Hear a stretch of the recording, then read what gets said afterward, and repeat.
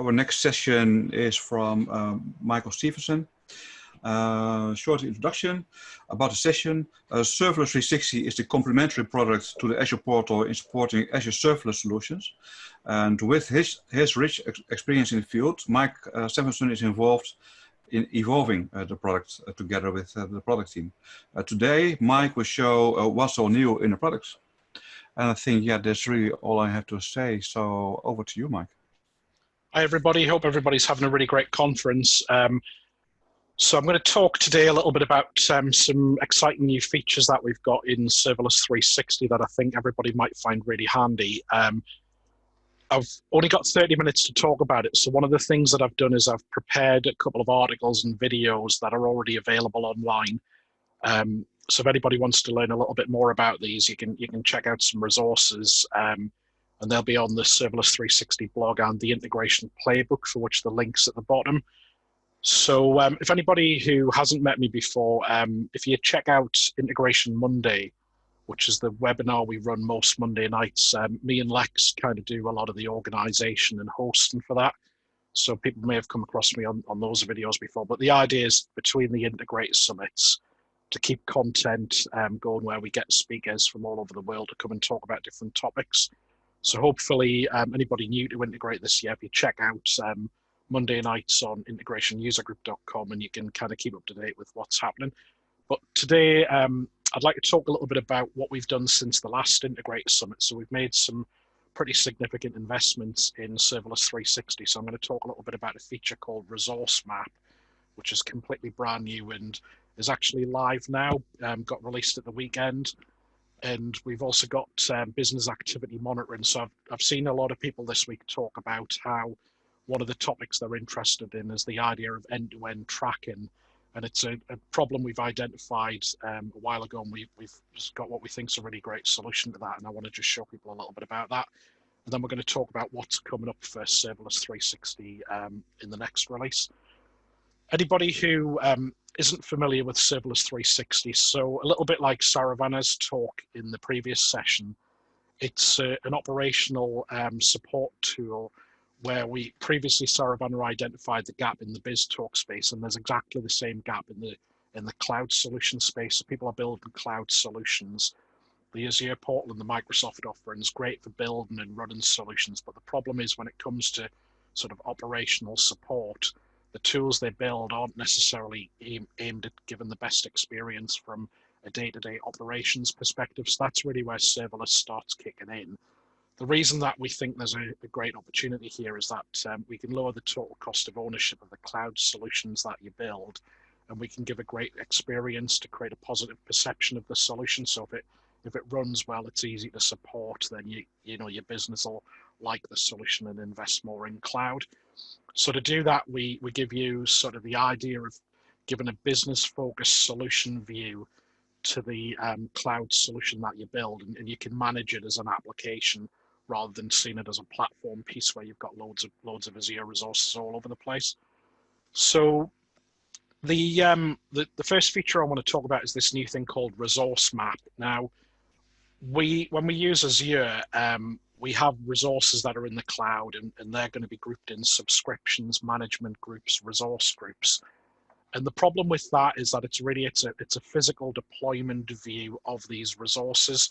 So things tend to be deployed based on where the best place to put them from a physical deployment perspective is. Also factoring in things like constraints about you need to be in the same resource group as something else because you're going to talk to it and that kind of thing. And it's a very single dimensional view. It's based around what makes the most sense from a deployment perspective. Now that doesn't necessarily mean that's the same perspective you want from the view of trying to manage it and understand it. It's, you know, from certain perspectives, it can be a very complicated way of looking at it. So when I was trying to explain the idea originally, it's really a bit like a library where you've got, if you think of all the books in the library are like the resources, and they're categorized in different ways. So you might group the books based on the author, based on the topic. You know, if you're the person who has to move the books around, you probably want the heaviest books near the door. So there's a number of different ways you can organize stuff. And we think that that's a similar challenge in Azure where the resources are organized in one particular way, but it doesn't necessarily solve the problem if you're the person who's looking for a library book. you want to be able to easily find what you want. So if we take a couple of example customers that I've worked with, we find that many customers have different ways of deploying and setting stuff up. So some companies that might be similar sizes, some of them may have one subscription, some of them may have 100 plus, they may have loads of resource groups, not many, various numbers of resources. So I've seen, tens of thousands to not very many, depending on the customer. And there's loads of different ways people deploy this stuff. And it just really makes it hard to kind of find stuff and look, one of the questions is, can you explain it to somebody who isn't an Azure expert, where stuff is, why it's in a certain position, and how does it relate to other stuff? They're not easy questions to answer right now. So the aim of resource maps to give you a logical view of your resources, help you manage these resources. So if you imagine that projects are constantly changing, adding new resources and stuff like that, we want to help make it easy to keep on top of the governance of these. And then the structure that we have will drive added value features. So at the moment, we're looking at cost analysis, but we'll also be adding other stuff down the line to help get a lot of value from this better understanding that you have. Two concepts that I want to show just before we go into a demo, or a couple of concepts. So the first thing is we have the concept of a scope. So this is really about where in my organization does this resource live? And we're going to show like a tree structure of the scopes in a minute. Once you've decided where it lives, you've then got the logical resource. So if you imagine that you might have 3 function apps that are really the same thing, but they're just the dev, test, and production versions of each other. At the minute, you can't really tell that. Now, the idea is that once we categorize our resources, we'll be able to group them by logical resource, and we'll be able to indicate which one belongs to each environment. That multi-dimensional view of the resources will make it much easier for us to categorize stuff effectively. So what I've done is, in advance of the demo, I've set up a bunch of stuff in Azure that represents this architecture. Now, we're not really going to drill into the architecture today, but just know that I've set up the dev, test, and production instance of an architecture with resources that would fulfill this application. So I've got a load of stuff in Azure that I'm going to just kind of bring in and show people. I'll bring it in a second when I grab the right window. So this one here. So you can see here, I've got 3 resource groups in the middle, the dev, test, and production one. And if we have a look at this one here, to give you an idea of a nice complicated architecture, I've got a whole bunch of stuff that hopefully the Azure portal is going to show really quickly. So I've got an app service plan, I've got a CDN, a whole bunch of logic apps, I've got some event grade key vaults, I've got a front door. And if anyone saw my Terraform session recently on Integration Monday, so I did a Terraform script, span up all of these resources, and then just ran it 3 times to create the dev, test, and prod. So for this instance, I've got each of them in a different resource group, but these could be in different subscriptions or whatever your company uses in terms of a physical deployment model. You can put the resources where you need them. Now, in Serverless 360, we've got this is the new resource map feature. And what I've done is I've created a tree structure here of my scope. So mainly we're going to be looking at this Acme area where I've got apps, and I've got this thing called the Fit app, which is going to have a whole bunch of stuff in it. And then I've also got an integration platform, and I've got some interfaces, and really this just lets me group resources into things that make sense. Now, what I'm going to do is I'm going to next go to the resources section.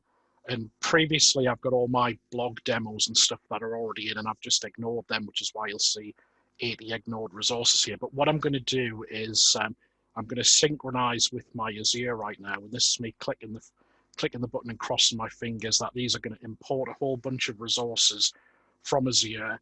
And then what we're going to do in the demo case today, we've got a bunch of rules that I've set up. So one bit I kind of missed showing you was if I go over into my app service here, with the new resource map feature, you can actually allocate stuff manually to the right scopes and everything.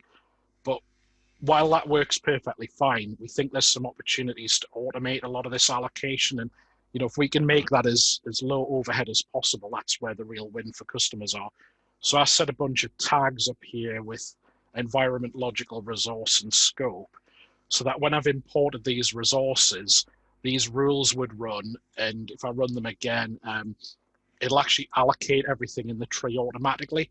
So what you'll notice is that if I go back to the tree here, there's a few nodes have lit up green, and that means that when the rules ran, things were allocated to those nodes, and actually those resources are kind of fully allocated and mapped now. So if I take a look at the Fit app, for example, I can see there's a bunch of resources in here.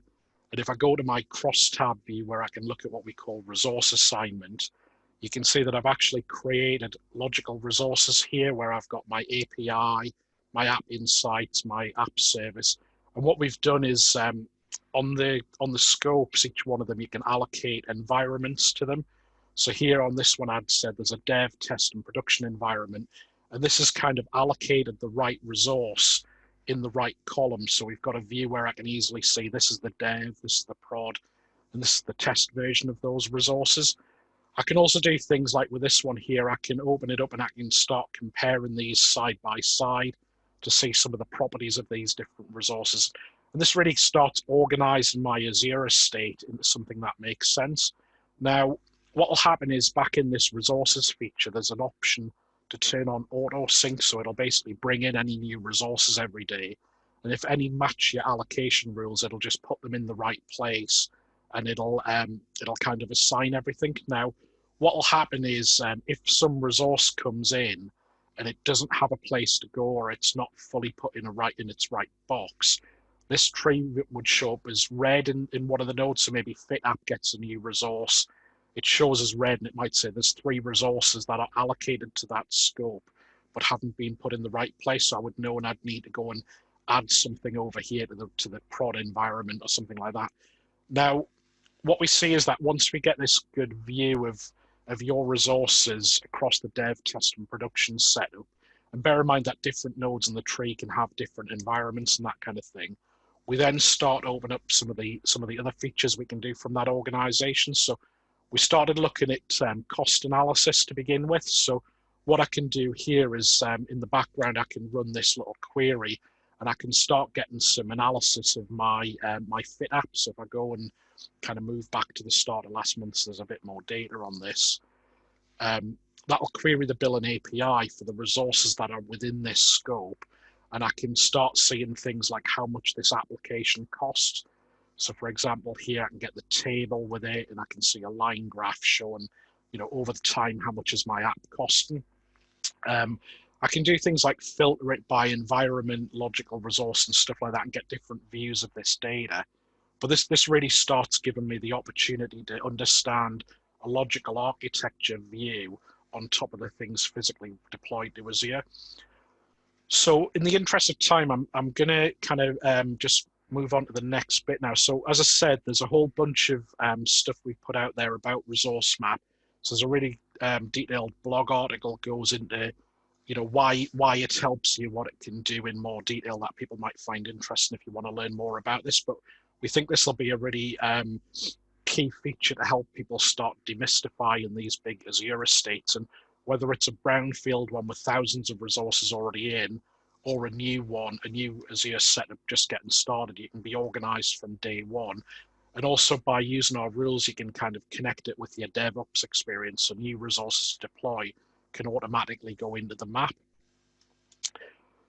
So next up after Resource Map, I want to talk about this business activity monitoring sort of feature that we've got. So business activity monitoring or end-to-end tracking is something that we see people describe a lot. And I think especially when you're building interfaces, the challenge is like, how do I get a business type view or an operator view of these really complicated logic apps, function implementations, and even more so when we're using microservices approaches, when they're decoupled architectures, it's hard to get a view across that. So with a BAM solution, the idea is that we often would get a requirement where we have some kind of activity-like diagram.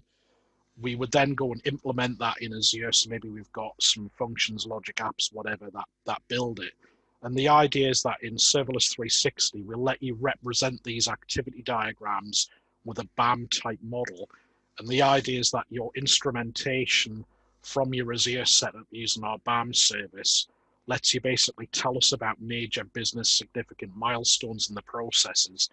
And the idea is that your support operator can spend more time managing the business solution and less time worrying about the technical components that implement it. So that means the cost of ownership of that comes down. There's also opportunities where with some customers I've had self-service for people who, for example, if you're not part of the integration team, we can let people have a nice secure way of coming in and looking at the business side of the process, take some of the support away from the integration specialists. So a little demo of this. Here I've got an example where I've got an architecture I've done recently where we've got SAP publishing iDocs to a Logic app. The Logic app will then forward those iDocs to Service Bus, and we'll implement a pub sub type pattern, and we'll have different Logic apps that go and process those iDocs into different systems. Now, the challenge here is that you've got three different interfaces going on, doing different things, but how do you get a sort of holistic view across these interfaces that says, did all of my iDocs get published? Did any of them have a problem? Is anybody getting out of sync? And the idea is that with our BAM connector, so you can see here in the Logic apps, we can add what we call a BAM checkpoint. And this will let me send telemetry to my BAM service in Serverless 360 to tell me what's going on. So let's have a quick little demo of how we can do that. So if I just grab my other screen here. Okay, so in Azure here, we've got the representation of that. So I've got a service bus. I've got this iDoc receiver Logic app. Now, because I don't have a SAP instance available, what I've done is I've created another Logic app called Test Runner, which is just going to push a message into this Logic app, which is really just an iDoc message. And what I'm going to do here is I'm going to receive my process. I'm going to start a transaction on our BAM service. So I'm going to pass the iDoc message to it, tell it what business process it is, etc., etc. Tell it a little bit about the Logic app. So I've just got a Logic app ID going here, and then I'll do a checkpoint when I'm done. Likewise with the two consumer Logic apps, which are really exactly the same. I'm going to receive the iDoc. I'm going to do a transaction for each of the consumers. So I've got my start transaction, and then I've just got a success or a reject checkpoint here, really just saying what's going on. Now, what I'm able to do in Serverless 360 is over here in our business process area, we can define a new business process. So I've set this one up already for speed in the demo, but we've got a transaction for the iDoc receiver and one for each consumer. And what I'm able to do, if I have a look in the designer here, so you can see we've got this like graphical designer, you can add shapes and you can build a process for. And actually, I'll show you the other ones a little bit more complicated. So here you can see I've got one with a condition which works out whether the message was successful or not. And what I'm able to do is a couple of things. The first thing is I've set a couple of properties here. So one of them was the Logic app ID that I'm going to pass in, which is just a header. But more interestingly, this one here is going to look with an XPath, and it's going to extract the iDoc type and iDoc number out of the XML message that comes from the Logic app SAP connector. So I can actually pull those details out at runtime, and I can do something interesting with them.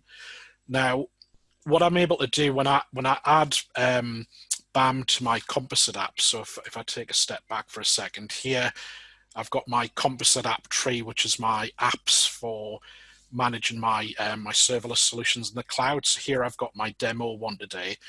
When I add BAM to this app so I can manage this business process, one of the first things that happens is I get this auto-generated dashboard. So it shows me a bit about what's happening. And I've actually got this running about every 10 minutes. It's pushing a sample message through just so I can record some demos and stuff. So you can see here I've got a load of transactions that are being processed.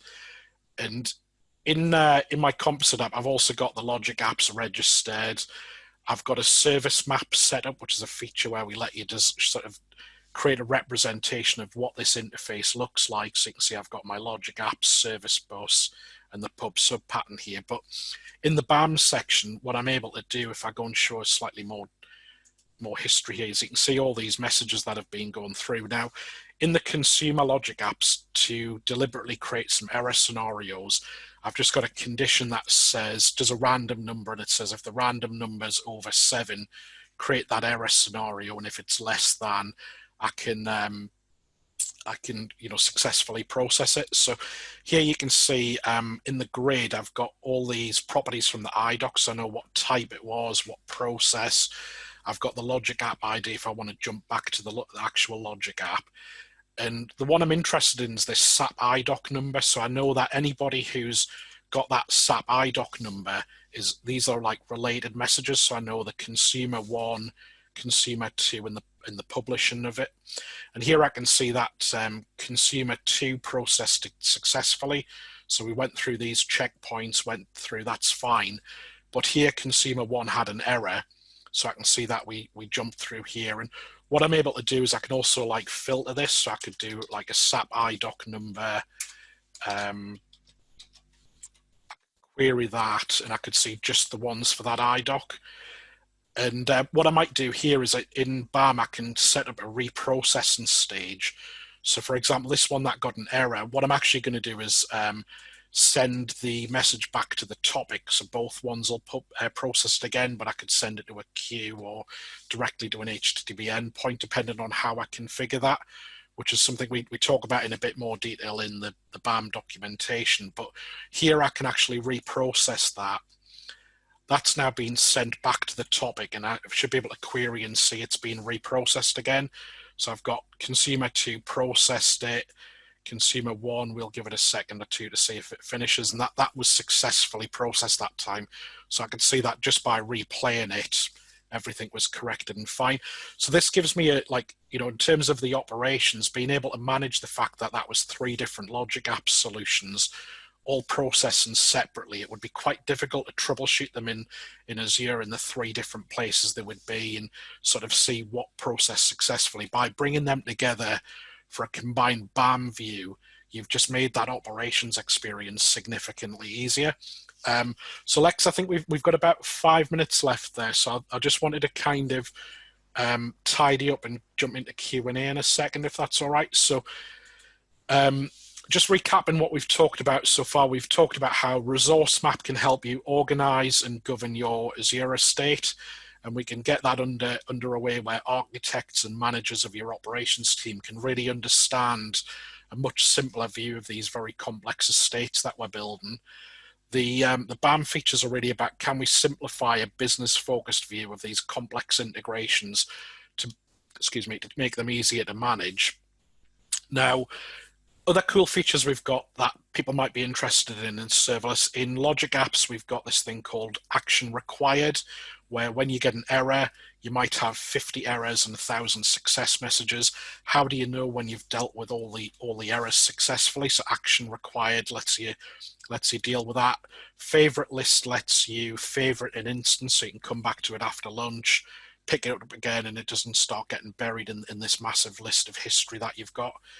Retry chain lets you see logic apps where you've retried them, and you can see which instances were actually in a chain of retries. We've also got a dashboard, which I'll actually just show you that because I quite like the dashboard. So here, if I go and look at consumer 2, when you add a logic app, you can see I've got my action required list here from all them errors if I wanted to just handle them without BAM, for example. But in the Logic App dashboard, this automatically generates when you add a Logic App in Serverless 360, and you just get a load of interesting metrics from the metrics API. That gives you a nice, clear view of what's going on with that Logic App and helps you with troubleshooting. So coming soon, we've got, Data Factory's support's just been released in the release we've just done last week. Next, we've got Cosmos DB support and Key Vault support. We're going to be introducing some features where we'll leverage our Document 360 product. So we're going to give you the ability to auto-generate reports from Serverless 360, and that'll actually open up a whole load of use cases we've got in mind where we can generate things about your usage and about governance and cost and stuff like that. But I think the takeaways, if anything, was of interest to people in either the resource map or the BAM areas. So there's a whole series of videos on the integration playbook about how to use BAM in different scenarios.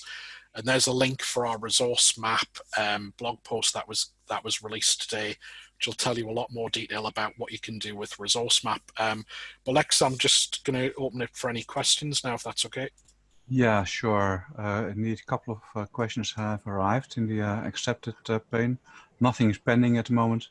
So indeed, you can just check that accepted window where I believe. Okay. Do you want me to just go through the questions, or do you want to read them? Please.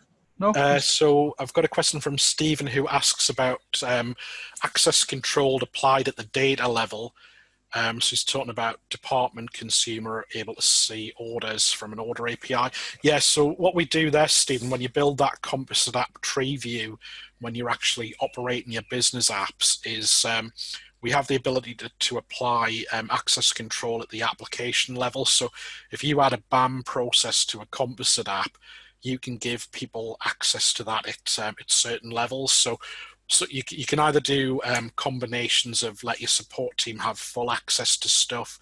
You can give like different resource permissions as well. But sometimes in a self-service scenario, what I might do is give a composite app with, so you can add a business process to multiple composite apps. And I might do one just for the business user that just has BAM in it, and they can go and self-service some stuff in there, and then have another version of the composite app that has a bit more stuff in for the operations team where I want to open up some other stuff. So there's a few different ways you can do that, but absolutely we've got access control stuff in. So Frank asks, we're early on in our Serverless 360 implementation, and one of our customers' concerns is added latency through the BAM probes and higher throughput environments. Have you any early analytics around that? So I guess, Frank, there's a couple of things here. So we've absolutely taken on board that feedback. And if people remember, last year at Integrate, we introduced BAM for the very first time, but we've actually done some changes since then that were released kind of back in January, where we've put a lot of work into to minimize and not only the developer experience, because I felt that it was actually, there was too many shapes required and too much configuration for BAM. So we've stripped that right down to the absolute bare minimum. And we've got rid of a lot of the shapes that you would need before. So really you're now using the minimum amount of shapes to do stuff. And like any connector in a logic app, a call to our BAM service is an API call, but it's actually processed out of band behind the scenes. So there will be minimum latency on that, but there are design patterns you can use to it as well. So if you did have a concern and you were trying to do super low latency stuff, then you would have the option with logic apps to do things like, I've got ones where you can have like a child logic app that you call and can just do like a fire and forget kind of pattern with it. You can also do things like you can actually just push out, it's really just a JSON sort of message that gets fired to an API. So you could do things like fire it maybe onto a queue or an event hub or something and have something out of band could push the events if you wanted to. So there's a number of design patterns around that. I actually talked about them in the BAM documentation on Serverless 360. So if you check those articles out where we talk about how customers can do specific implementations of that. So we've tried to design a combination of making it as simple as possible to get up and running with the easy use cases, but also have more advanced scenarios where you want to, do decoupling, you want to do, as low latency as possible type scenarios where we can support that as well. So check that out. Feel free to reach out if there's any bits. We've got a great team of product consultants who would be happy to chat to you about stuff if you wanted some guidance on that.